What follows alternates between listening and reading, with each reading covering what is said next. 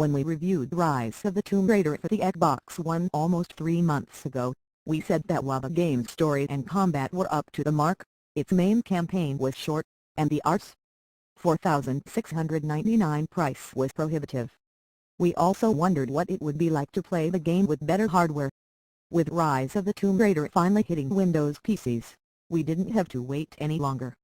Here's what you need to know about Lara Croft's latest outing. More bang for buck than Rs.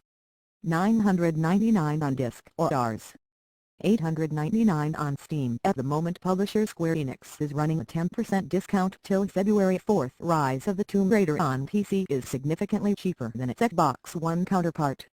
The deluxe edition of the game, which includes the Season Pass for additional game modes and story-based downloadable content, is available at Rs. $1,555, also 10% off till February 4th. There's also a version of the game on the Windows Store priced at Rs.$3,439 discounted from Rs.$3,819 for the same game, so stick to Steam or retail. Also see Rise of the Tomb Raider review. That's not all though. Baba Yaga, the Temple of the Witch, Rise of the Tomb Raider's first narrative-driven downloadable content, is available to play with the game's release on PC provided you bought the game's Season Pass or the Deluxe Edition.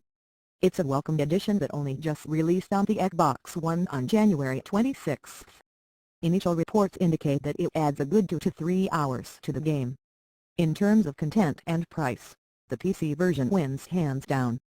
Jump_Lara_Rise_Croft_Tomb_Raider_PC_Square_Enix.jpg. You won't be able to play it immediately. Rise of the Tomb Raider is available digitally on Steam and the Windows 10 Store, as well as on disc. Regardless of how you buy the game, there's a Day 1 download weighing in at 1.3 GB. Though Square Enix hasn't commented on what's included, it probably contains the necessary files to unlock the game, not too similar to the last Tomb Raider game that had a Day 1 download of roughly a couple of gigabytes.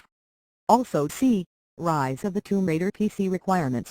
Price in India revealed. This is the definitive version of Lara's latest adventure. Hopefully you didn't buy Rise of the Tomb Raider on the Xbox One, because the PC version is definitely the one to get.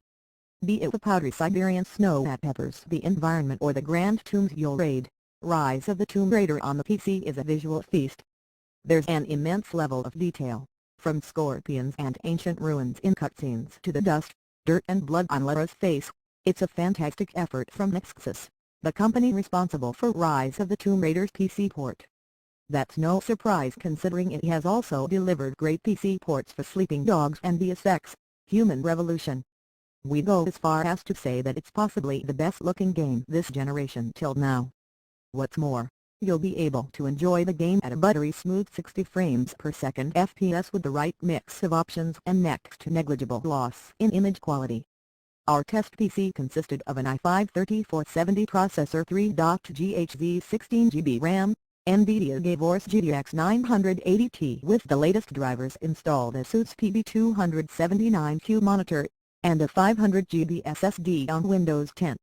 And though this setup might be slightly anemic in terms of processing power, the game's performance was solid. Rise of the Tomb Raider doesn't need you to have a particularly expensive PC, as the system requirements are on the lower side. You can read about them here. We managed 30 FPS at 3840x2164K with every setting cranked up to the maximum. Busier sections saw this drop to 25 FPS, but it was stable for most part with the exception of anti-aliasing, which smoothens out jagged edges, being set to fast approximate anti-aliasing FXAA, and pure hair, which renders Lara's hair more realistically, turned off. With pure hair on and anti-aliasing at the highest possible setting, we were reduced to a paltry 8 to 10 FPS. Needless to say, it was unplayable and we could barely tell the difference between the two in terms of image quality, so it's probably not worth cranking it up all the way. Face_Lara_Croft_Rise_Tomb_Raider_PC_Square_Enix.jpg. It's a situation that repeated itself at lower resolutions.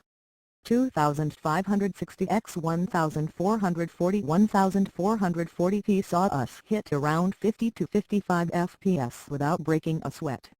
In sequences with a ton of action it went as low as 42 FPS, but these were rare. The moment we added pure hair or higher anti-aliasing to the mix, we saw our frame rate halved with almost zero disparity in looks. Similarly at 1920 x 1080p we got a steady 60 fps through and through. Applying the extra graphical bells and whistles left us at roughly 40 to 45 fps.